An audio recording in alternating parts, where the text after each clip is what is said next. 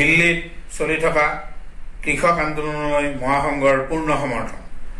কৃষকৰ উৎপাদিত শস্যৰ ন্যূনতম সহায়ক মূল্যৰ আইনী নিশ্চয়তা প্ৰদান, সমস্ত কৃষি ঋণ ৰেহাই, 2020-21 চনত প্ৰতিবাদী কৃষকৰ বিৰুদ্ধে ৰুজু কৰা গোচৰসমূহ বাতিল কৰা, বিদ্যুৎ আইন 2020 বাতিল কৰা, লক্ষীপুৰৰ খেৰিত নিহত কৃষক পৰিয়ালসমূহক উপযুক্ত ক্ষতিপূৰণ দিয়া ইত্যাদি বিভিন্ন দাবীৰ ভিত্তিত দিল্লী চলো এই কৃষকৰ প্ৰতিবাদী আন্দোলন আৰম্ভ হৈছে আৰু বৰ্তমানলৈকে চলি আছে।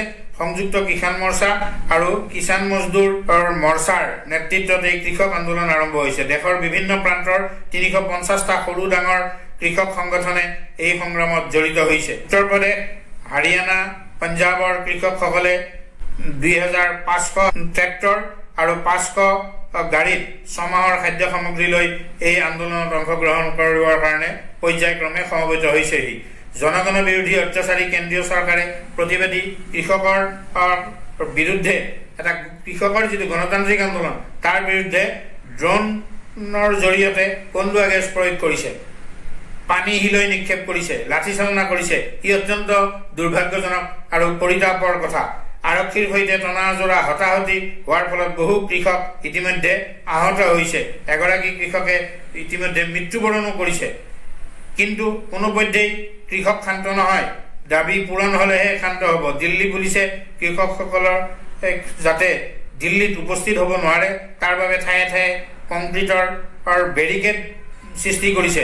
আনকি ঠায়ে ঠায়ে তেওঁলোকে ৰাস্তাত গজাল মাৰি যাতে কৃষকসকলে আগুৱাই যাব নোৱাৰে তাৰো প্ৰতিবন্ধকতাৰ সৃষ্টি কৰিছে।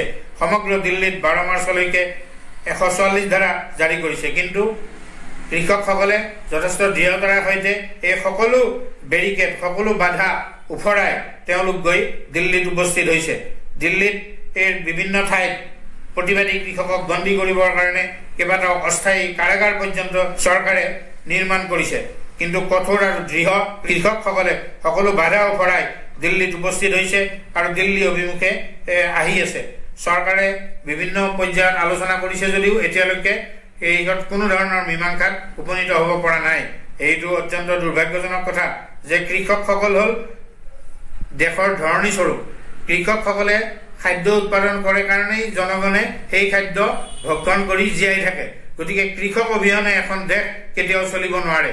গতিকে কৃষকসকল অত্যন্ত গুৰুত্বপূৰ্ণ অংগ এখন সমাজৰ। গতিকে আজি সমগ্ৰ ভাৰতৰ কৃষকৰ এই আন্দোলনটো ন্যায়সংগত আৰু যুক্তিসংগত আন্দোলন আৰু কৃষকসকলক সন্মান জনাই দেশৰ ধৰণী স্বৰূপ কৃষকসকলৰ প্ৰতি আন্তৰিকতাৰ সৈতে এই সমস্যা সমাধান কৰা উচিত।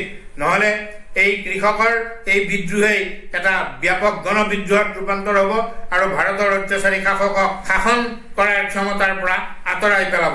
গতিকে এই ক্ষেত্ৰত সমস্ত জনগণেও কৃষকসকলক সহায় কৰা উচিত। শ্ৰমিক কৃষকসকলক সহায় কৰাটো সকলো জনগণৰে দায়িত্ব আৰু কৰ্তব্য। वाले बहुत मिलेंगे।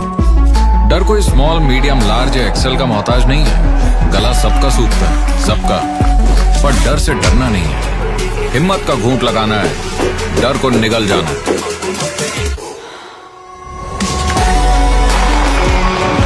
छोटा घूंट, बड़ा घूंट, डजंट मैटर ब्रो।